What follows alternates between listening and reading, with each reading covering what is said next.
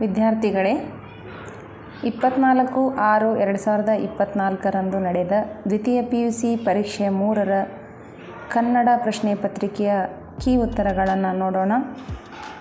ಮೊದಲನೇದಾಗಿ ಅ ವಿಭಾಗ. ಈ ಕೆಳಗಿನ ಪ್ರಶ್ನೆಗಳಿಗೆ ನೀಡಿರುವ ಉತ್ತರಗಳಲ್ಲಿ ಸರಿಯಾದುದನ್ನು ಆರಿಸಿ ಬರೆಯಿರಿ. ಮೊದಲನೇ ಪ್ರಶ್ನೆ, ಮೈಯತನುಜೆ ಎಂದರೆ ಯಾರು? ಇದಕ್ಕೆ ಉತ್ತರ ಮಂಡೋದರಿ.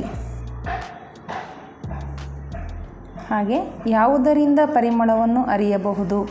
ಇದಕ್ಕೆ ಉತ್ತರ ಆಪ್ಷನ್ ಎ ಪುಷ್ಪ. ಅರಸಿ ಬಿಡು ಬಿಡು ಖಾತಿಯನು ವಿಸ್ತರಿಸಲೇ ಕೆಮ್ಮಣ್ಣನಾಜ್ಞೆಯ ಗೆರೆಯ ದಾಂಟಿದೆನು ಹೋಗೆಂದನಾ ಭೀಮ. ಈ ಪದ್ಯಭಾಗದಲ್ಲಿ ಭೀಮನ ಮಾತಿನ ಅರ್ಥವೇನು? ಇದಕ್ಕೆ ಉತ್ತರ ಆಪ್ಷನ್ ಎ ಪ್ರತಿಕಾರದ ಪ್ರತಿಜ್ಞೆ.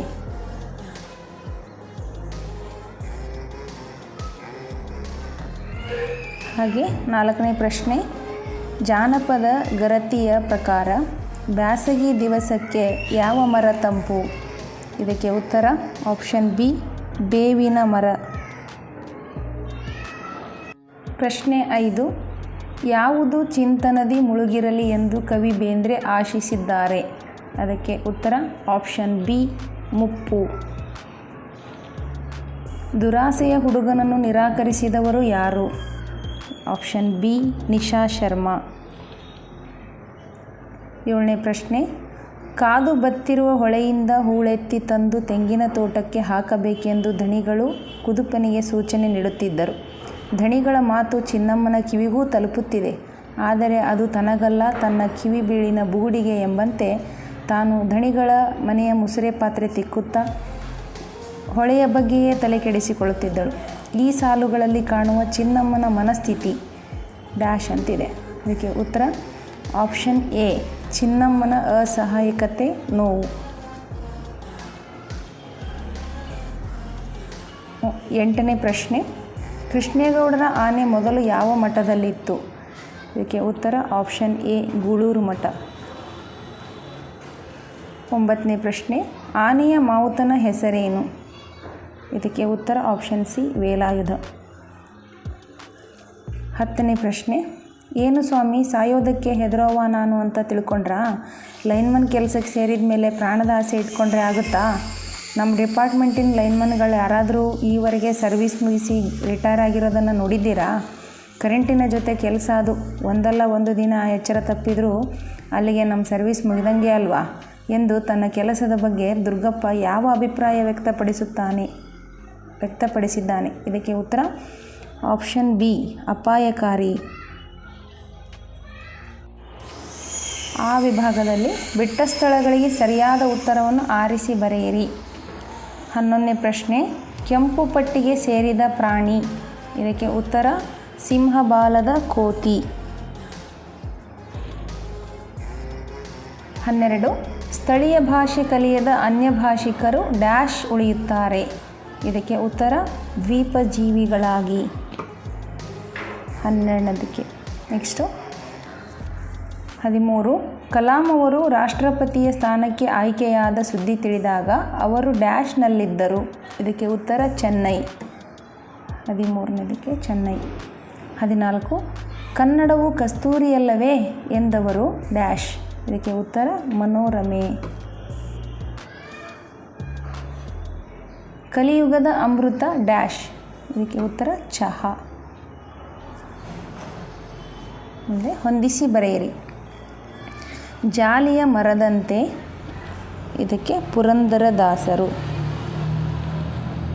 ಮುಂಬೈ ಜಾತಕ GS ಶಿವರುದ್ರಪ್ಪ. ಶಿಲುಬೆ ಏರಿದ್ದಾನೆ KS ನಿಸಾರ್ ಅಹಮದ್. 19, ಹತ್ತಿ ಚಿತ್ತ ಮತ್ತು ಟಿ ಯಲ್ಲಪ್ಪ. ಒಮ್ಮೆ ನಗುತ್ತೇವೆ ಸುಕನ್ಯಾ ಮಾರುತಿ. ಭಾಷಾಭ್ಯಾಸ. ಕೆಳಗಿನ ಪ್ರಶ್ನೆಗಳಲ್ಲಿ ಯಾವುದಾದರೂ 4ಕ್ಕೆ ಸೂಚನೆಗೆ ಅನುಗುಣವಾಗಿ ಉತ್ತರಿಸಿ. 49ನೇ ಪ್ರಶ್ನೆ, ಕೆಳಗಿನ 2 ಪದಗಳಿಗೆ ಗುಣವಾಚಕಗಳನ್ನು ಬರೆಯಿರಿ. ಗಟ್ಟಿಪಾದ ಗಟ್ಟಿ ಅನ್ನೋದು ಗುಣವಾಚಕ ಪದ. ಹಿತವಚನ, ಅದರಲ್ಲಿ ಹಿತ ಅನ್ನೋದು ಗುಣವಾಚಕ. ಹಾಗೆ ಬೆಳ್ಳಿ ಲೋಟ, ಅದರಲ್ಲಿ ಬೆಳ್ಳಿ ಅನ್ನೋದು ಗುಣವಾಚಕ ಪದ. ನಂತರ 50ನೇ ಪ್ರಶ್ನೆ, ಕೆಳಗಿನ 2 ಪದಗಳ ವಿಭಕ್ತಿಯನ್ನು ಹೆಸರಿಸಿ. ಸೀತೆಯನ್ನು, ಅನ್ನು ಅಂದರೆ ಇದು ದ್ವಿತೀಯ ವಿಭಕ್ತಿ. ಕಾಲೇಜಿನಿಂದ, ಇದು ಇಂದ ಅಂದರೆ ಇಲ್ಲಿ ತೃತೀಯ. ಹಾಗೆ ಮುಖದಲ್ಲಿ, ಅಲ್ಲಿ ಅಂದರೆ ಇದು ಸಪ್ತಮಿ.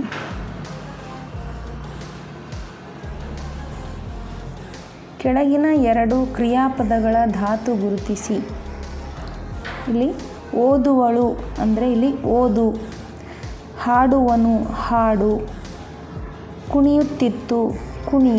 ಅಂದರೆ ಕ್ರಿಯೆಯ ಮೂಲ ರೂಪವೇ ಧಾತು, ಕ್ರಿಯೆಯನ್ನು ಸೂಚಿಸುವಂಥ ಪದ ಅಂತ. ನೆಕ್ಸ್ಟು 52, 2 ಕ್ರಿಯಾಪದಗಳ ಕಾಲವನ್ನು ಸೂಚಿಸಿ ಅಂತ ಇದೆ.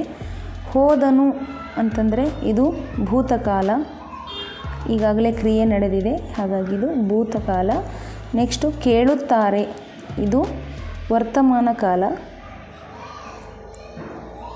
ಹಾಗೆ ಕುಣಿಯುವರು, ಇದು ಭವಿಷ್ಯತ್ ಕಾಲ.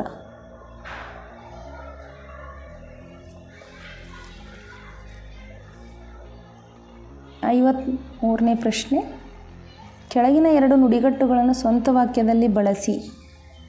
ದಾರಿದೀಪ. ವಚನಗಳು ನಮಗೆಲ್ಲ ದಾರಿದೀಪವಾಗಿವೆ. ಹಾಗೆ ತಲೆಬಾಗು ಅಂತಿದೆ. ಆದರ್ಶ ವ್ಯಕ್ತಿಗಳಿಗೆ ತಲೆಬಾಗುವುದು ಸಜ್ಜನಿಕೆಯ ಲಕ್ಷಣ. ಹಾಗೆ ಹಿತ್ತಾಳೆ ಕಿವಿ. ಕೆಲವು ಜನರಿಗೆ ಹಿತ್ತಾಳೆ ಕಿವಿ ಇರುವುದರಿಂದ ಅನೇಕ ದುರಂತಗಳು ಸಂಭವಿಸುತ್ತವೆ. ಹಾಗೆ 54ನೇ ಪ್ರಶ್ನೆ, ಯಾವುದಾದರೂ 2 ಅನ್ಯದೇಶ ಪದಗಳನ್ನು ಬರೆಯಿರಿ. ಇದಕ್ಕೆ ಉದಾಹರಣೆ plastic, footpath, electric, queue, car, ಗ್ರೈವ್, ಫೋನ್, ರಾಂಗ್ ಇತ್ಯಾದಿ. ಯಾವುದಾದರೂ 2 ಬರೆದ್ರೆ ಸಾಕು. ಹಾಗೆ ಒಂದನ್ನು ಕುರಿತು ಪ್ರಬಂಧ ಬರೆಯಿರಿ ಅಂತ ಕೊಟ್ಟಿದ್ದಾರೆ. 55ನೇ ಪ್ರಶ್ನೆ, ಮತದಾನದ ಮಹತ್ವ ಅಥವಾ ಪುಸ್ತಕಗಳ ಮಹತ್ವ. ಇದರಲ್ಲಿ ಯಾವುದಾದ್ರೂ ಒಂದು ಬರೀಬೋದು. ಇಲ್ಲಿ ಮುಖ್ಯವಾಗಿ ಪ್ರಬಂಧದಲ್ಲಿ ಪೀಠಿಕೆ, ವಿಷಯ ವಿವರಣೆ ಹಾಗೂ ಉಪಸಂಹಾರವನ್ನು ಒಳಗೊಂಡಿರಬೇಕು. ಮಹತ್ವ ಅಂತ ಇದೆ, ಇಲ್ಲಿ ಅದರ ಅನುಕೂಲತೆಗಳು ಏನು ಅನ್ನೋದನ್ನು ಕೂಡ ಬರೆದ್ರೆ, ಪಾಯಿಂಟ್ಸ್ ವೈಸ್ ಬರೆದ್ರೆ ನಿಮಗೆ 4 ಮಾರ್ಕ್ಸು ಖಂಡಿತ ಸಿಗುತ್ತೆ. ಹಾಗೆ ಯಾವುದಾದರೂ ಒಂದನ್ನು ಕುರಿತು ಪತ್ರ ಬರೆಯಿರಿ. 56ನೇ ಪ್ರಶ್ನೆ, ನಿಮಗೆ ಶೈಕ್ಷಣಿಕ ಸಾಲ ಸೌಲಭ್ಯವನ್ನು ಒದಗಿಸುವಂತೆ ಕೋರಿ ಬ್ಯಾಂಕಿನ ವ್ಯವಸ್ಥಾಪಕರಿಗೆ ಒಂದು ಪತ್ರ ಬರೆಯಿರಿ. ಇಲ್ಲಿ ಕೂಡ ನೀವು ವಿಷಯವನ್ನು ಸಂಬೋಧನೆ, ವಿಷಯ ಎಲ್ಲ ಅಂಶಗಳನ್ನು ಒಳಗೊಂಡಿರಬೇಕು. ನಿಮಗೆ ಈಗಾಗಲೇ ನಾನು ಒಂದು ವಿಡಿಯೋದಲ್ಲಿ ಹೇಳಿದ್ದೀನಿ ಪತ್ರವನ್ನು ಹೇಗೆ ಬರೀಬೇಕು ಅಂತ. ನೀವು ಅದನ್ನು ನೋಡಿಕೊಂಡ್ರೆ ನಿಮಗೆ ಗೊತ್ತಾಗುತ್ತೆ. ನಿಮ್ಮ ಕಾಲೇಜಿನಲ್ಲಿ ಆಚರಿಸಿದ ವಾರ್ಷಿಕೋತ್ಸವವನ್ನು ಕುರಿತು ನಿಮ್ಮ ಗೆಳೆಯ ಅಥವಾ ಗೆಳತಿಗೆ ಒಂದು ಪತ್ರ ಬರೆಯಿರಿ. ಇದರಲ್ಲಿ ಯಾವುದಾದ್ರೂ ಒಂದು ಬರೆದ್ರೆ ಸಾಕಾಗುತ್ತೆ. ಇದಕ್ಕೂ ಕೂಡ 4 ಅಂಕ. ಈ ವಿಡಿಯೋದಲ್ಲಿ ನಾವು ಬಹು ಆಯ್ಕೆಯ ಪ್ರಶ್ನೆಗಳು, ಬಿಟ್ಟ ಸ್ಥಳ, ಹೊಂದಿಸಿ ಬರೆಯಿರಿ ಹಾಗೂ ಭಾಷಾಭ್ಯಾಸದ ಪ್ರಶ್ನೆಗಳನ್ನು ಚರ್ಚೆ ಮಾಡಿದ್ವಿ. ಈ ವಿಡಿಯೋ ನಿಮಗೆ ಇಷ್ಟ ಆಗಿದ್ದರೆ ಲೈಕ್ ಮಾಡಿ, ಶೇರ್ ಮಾಡಿ, ಸಬ್ಸ್ಕ್ರೈಬ್ ಮಾಡಿ. ಧನ್ಯವಾದಗಳು.